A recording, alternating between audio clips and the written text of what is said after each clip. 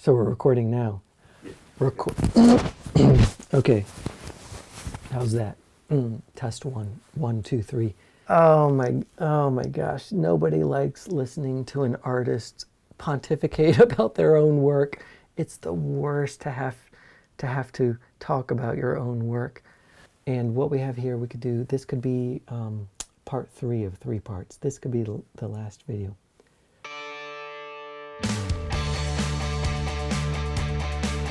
The magic and poetry of art is in the gap between intention and interpretation. My work is designed to decrease that gap without closing it completely.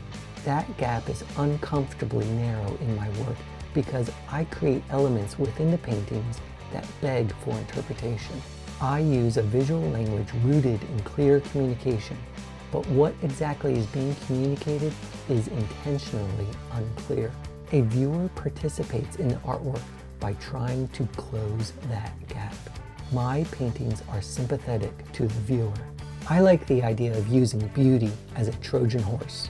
At the essence of our being is the need to make sense of chaos and find meaning. Art encourages us to express this need by allowing us to play an active role in fulfilling our own desires.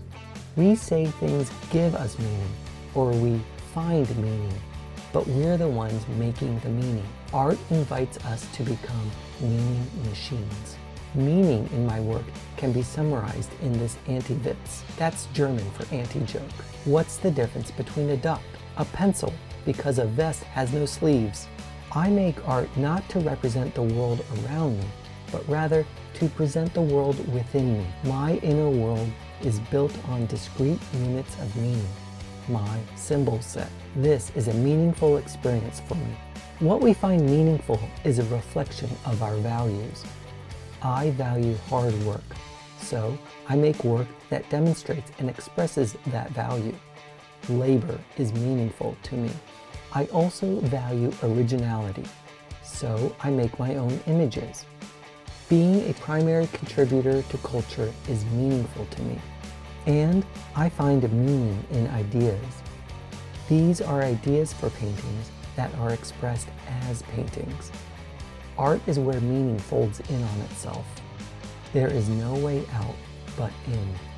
What is the best way to record and explain the data gathered from going in? Art has been an effective tool for sharing the psychedelic experience. Creating and sharing inner worlds of visions filtered through the individual is one way to access this content.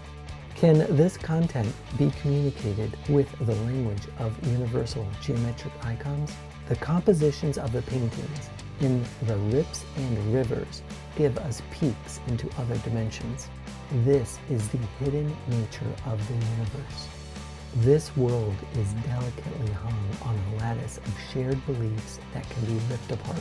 That is what is happening in these paintings. In the psychedelic space, there is no size, no scale.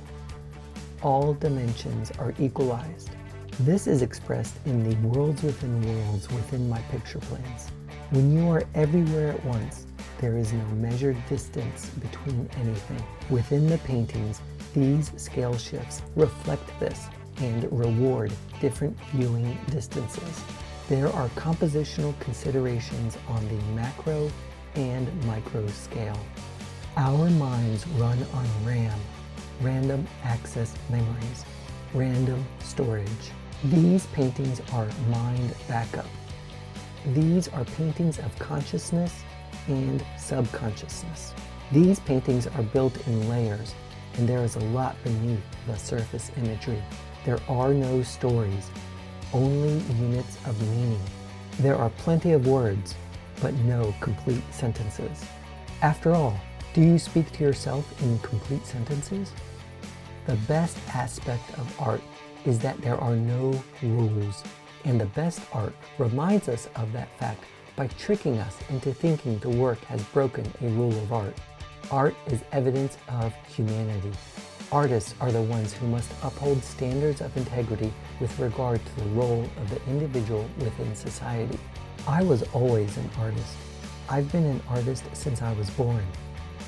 Art has always been a way to define my own parameters, to externalize myself. I have no perception of Ryan McGinness. Absolutely not. Your perception of Ryan McGinness is probably much more realistic than mine, because to me, I am non-existent.